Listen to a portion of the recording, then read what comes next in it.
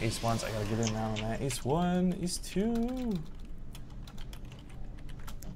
Yo, people always ask me why we have ace as our acronym. Yeah. Or our prefix, sorry. Prefix, yeah. Instead of base. And the thing is, base was already taken, and ace sounds like base, so it's like, let's just roll with it. Plus, the word ace is cool, man. It is pretty cool. It is pretty cool. Alright, well, oops, I got the overlay wrong. Ace base. Yeah, I'll make it ace base emote, and that'll be confusing as hell. Alright, in the top left, he's down 2 points. He's already won $50 today. He's playing for another 50 right now, or potentially 25, depending on how this goes. It's going to be the yellow Protoss, Kiwikaki. And down in the right corner of Terraform, the red Protoss, it is Puck. I guess it is a little confusing. Sorry, just noticed chat brought this up.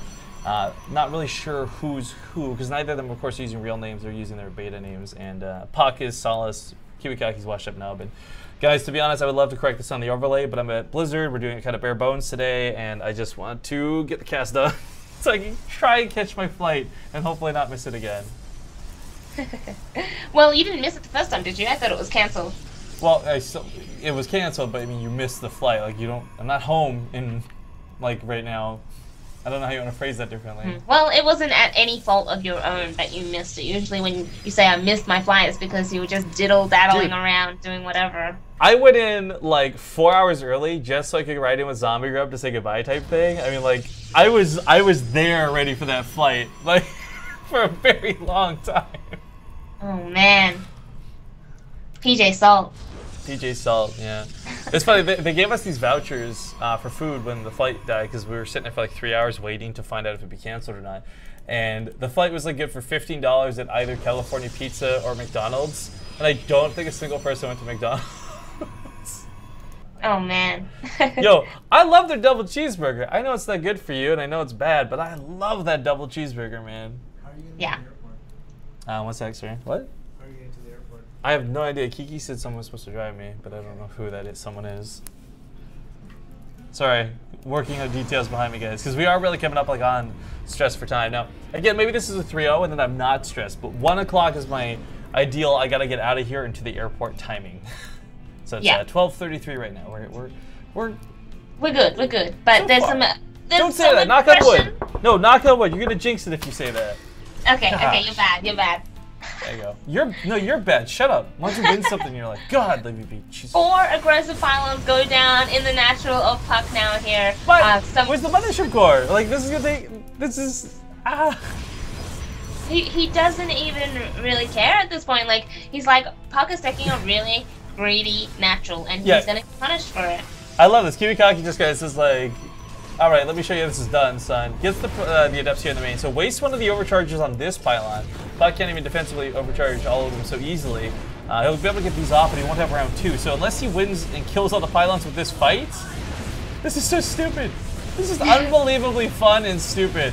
Just the actual, just the aesthetics of watching these things fight is the dumbest thing I've ever seen, let me be. Yeah, one of the pylons are actually hitting the Nexus in that engagement. That first pylon could have gone down a lot faster if Kiwikaki actually targeted them both down at the same time. Behind us, though, stupid. Puck's building on Twilight Cancel. He really does. He's really going for that blink play like we saw him do in game number 1. And behind this, Kiwikaki's taking his own natural and throwing down some additional gateways. Yeah, he kept pro production up while this was going on too, so he's actually going to be able to transfer over a little bit later. But Puck says F you. His own pylon's coming in. He's going to counter pylon rush attack. I don't fucking understand. Adepts just don't kill buildings all that quickly. Is David Kim in here? Can we get David Kim into this room right now and just like, shove his face into the screen and be like, look at what you've done. This is... No, there weren't. But you know, okay, so the Nexus goes down for Puck. Puck is probably going to kill the Nexus of Kiwikaki. Oh, he doesn't cancel it either. He's probably going to... He should have. He should have, he could have, but he didn't. This is so stupid. I guess he doesn't have the energy to overcharge again just yet. Not a couple times at least. Back at home, defensively speaking, I think the Force Field should be fine. Even if a couple of Adepts get to the main, not entirely that big of a deal. I would still say Kiwikaki does have the edge in this game, still. Yeah. So far. He's the one on the aggression, he's the one putting on the pressure, he's already got pylons up here as well. I don't think he can break this ramp anytime soon, but I think he will eventually, is the difference. Meanwhile, Puck's natural base is still slowly going down. Kiwi actually takes a hidden base? That's kind of cool. I like this mentality.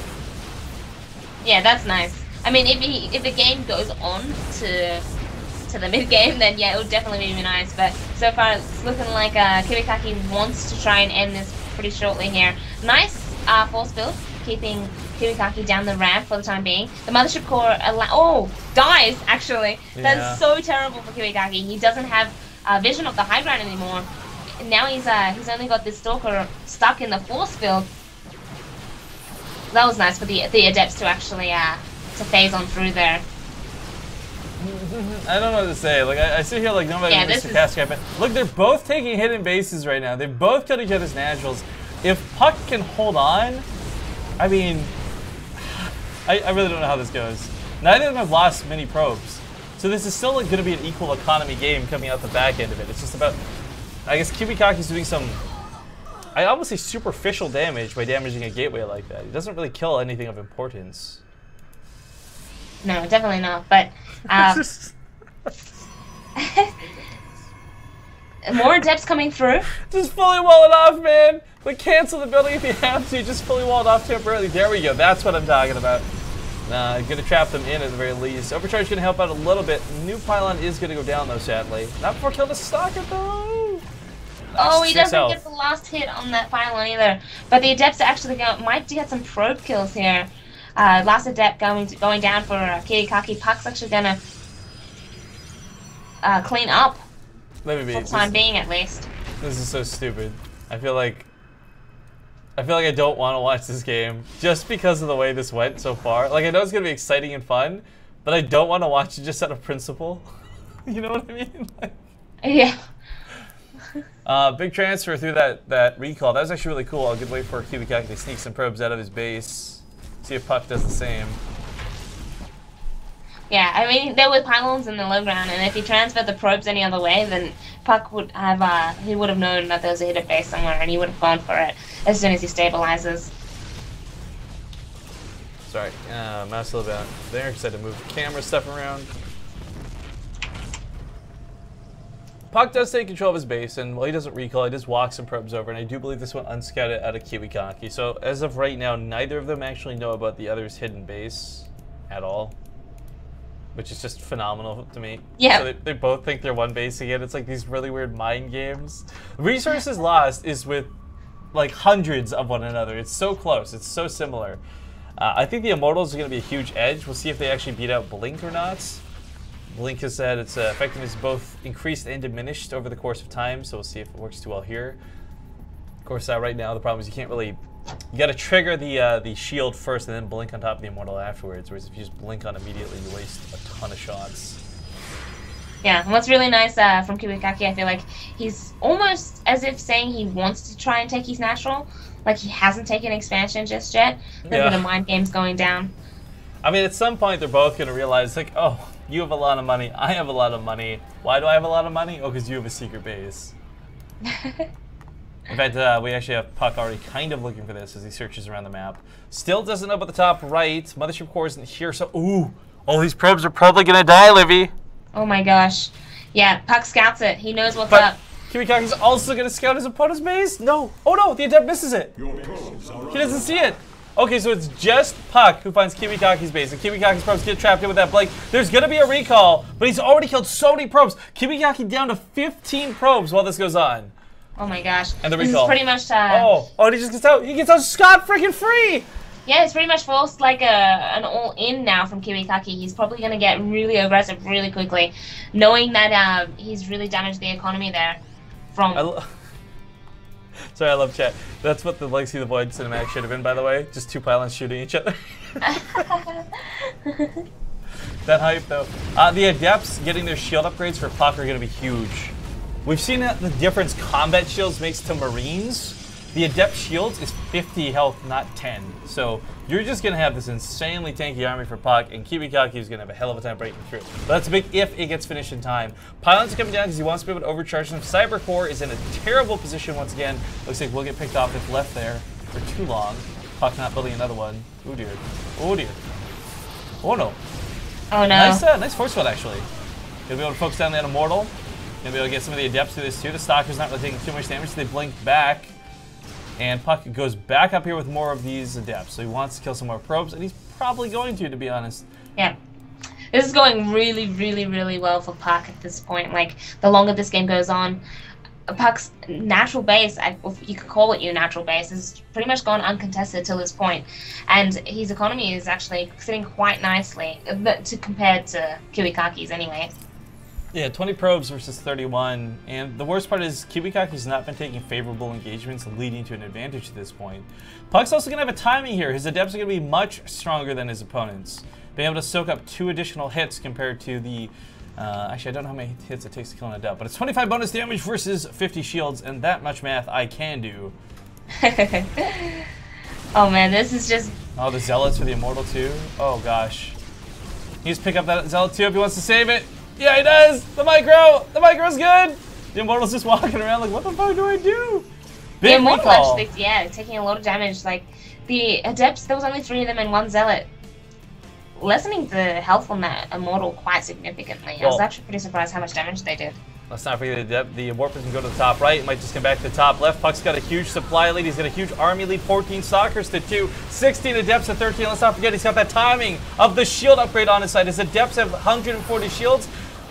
Kiwikaki's only have 90. This is not going to go too well for him. The Immortals are getting focused down pretty quickly here. That barrier goes up, buys a little bit of time, but not much and not enough. The Sentries and the Immortals being split now, and this is just getting a little too out of hand. The snowball effect is a little too real. And Livy, I think we're going to see a bunch of 3-0s today. Top right base being attacked simultaneously while this goes on. GG. Oh, man. Yeah, Puck taking that 3-0, securing himself another $50. He's, just 3-0s all over the place, man. $100 now. Everyone played an like just an absolutely great series today, and they all 3-0 at the same time. 3 3-0s. Too many threes today. I don't know. I'm gonna have dreams of the number 3 now. Trayson, I know you're not super hardcore in Legacy of the Void and all this stuff with like balance, but what were your thoughts on that last game, that last series? Protoss is clearly overpowered. Yeah, Protoss beat Protoss. Protoss is definitely the overpowered race. Yeah.